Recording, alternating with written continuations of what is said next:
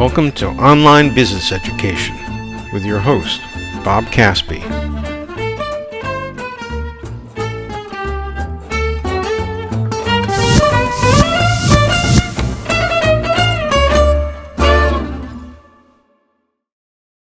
Value is the most important criteria for the success of your new business. And it's the customer's opinion about that value that's critical, not your own. All too often, third parties like your friends or relatives, or possibly an investor, will express their opinion about the strength of your business's value, and potentially even give you money because they feel that your business can succeed. But my opinion is that there is only one opinion that matters, and that's the opinion of a real customer. If you make your pitch and the customer yawns, then you have your answer and it's not good.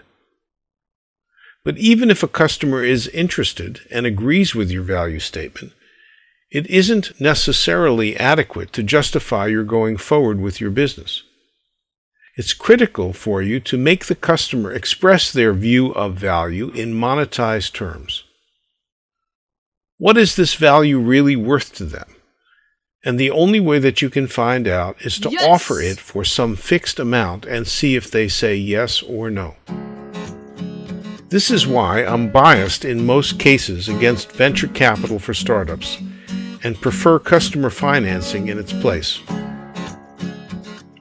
My feeling is that you must force the entrepreneur to ask the customer to pay even when the delivery of the product is unsure. If and only if the customer is willing to take some risk and pay, then is there the clear implication that the value being delivered to the customer is real and justifies the entrepreneur's commitment. There are three types of value systems: B2B or business to business, B2C or business to consumer, and channel values. Each are different. In this video, I'm going to focus on B2B. When selling to a business, there is only one value that they want, namely more money. Business is, after all, about money. And specifically, they want more profit. There are two ways to increase profit for a company. You can reduce their cost of operations, or you can increase their revenue. It is usually one's first impression that selling reduced cost, for example, an improvement in the efficiency of a process, would be easier to sell. But the reality is just the opposite. If we look within the client's company at who is interested in cost reductions, it's actually only a small handful of people, including, for example, the CEO and CFO. But increasing revenue, that's a whole nother story. We have, for example, the sales and marketing organizations, whose own compensation may be a function of sales. We have the CEO and their strategy, which is usually about growth, and we have the stockholders. As well, if we think about it, there are often hundreds of ways that companies can decrease cost. They can change their light bulbs from incandescent to LED, or they can change the fuel in their trucks from diesel to propane. But all of these take second place to growth. So the clear winner is growth of revenue, and it's way easier to sell. As an example, at my first company, CDA, we had two different product lines. The first were a set of diagnostic systems used in hospitals. Some, for example, were CT scanners. And the second was built from many of the same pieces and was called a PACS system, standing for Picture Archival and Communications. The CT and similar diagnostic systems created revenue for the hospital by offering new diagnostic tools that could be charged for, while the PACS system helped organize medical images, reducing the cost of storage and the cost and time for retrieval. The systems were similar in both their cost and the additional profit that they offered to the hospital. But while the CT systems were easily accepted by the market, it took over 10 years for the PACS system to make it into hospitals. As a second example, in my second company, Leaf Systems, we made one of the world's first digital cameras for use by professional photographers. Back then, a single camera would cost around $45,000, including a camera back, which attached onto a professional film camera in place of the film, and a Macintosh computer. The camera's resolution was only 4 megapixels, and it only shot in black and white. That was in 1988, and today you can get more resolution in your free cell phone camera. You should watch my presentation on innovation to better understand how this is happening and what the impact is on business. But back to Leaf. When we first made the cameras, like many other entrepreneurs, we had no idea who would buy it or why. It just seemed like a fun project.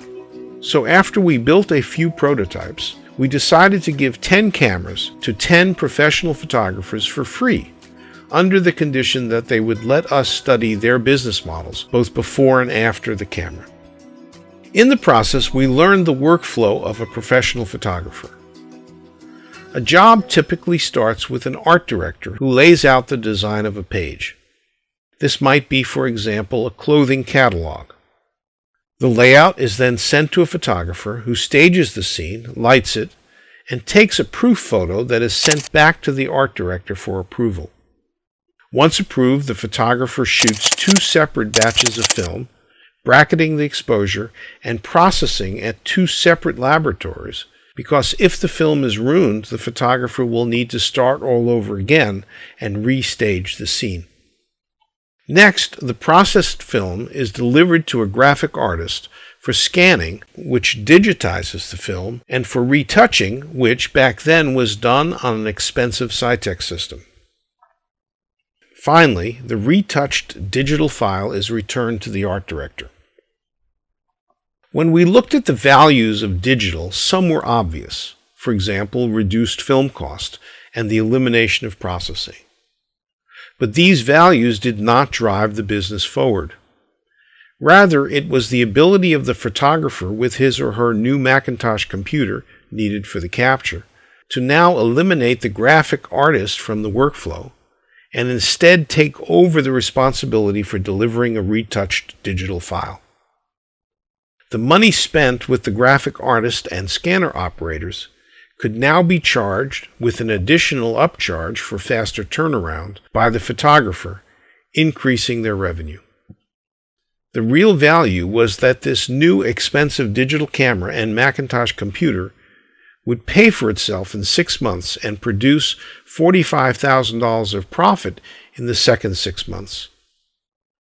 This was no small factor for an independent photographer. So in conclusion, selling B2B is all about money. And selling an increase in revenue is much easier than selling reductions in cost, even though the results may be the same. Finally, and most importantly, value must be interpreted from the perspective of the customer, and to learn how they form a concept of value, one must learn to listen carefully. Check out our additional videos on value, including B2C or business-to-consumer value systems and channel value systems. As well, learn how to address the objection that every young company has of lacking adequate experience to be clearly trusted by your customer. And learn in our video on elevator pitches why the word "and" is not your friend when constructing value statements. Thank you for watching.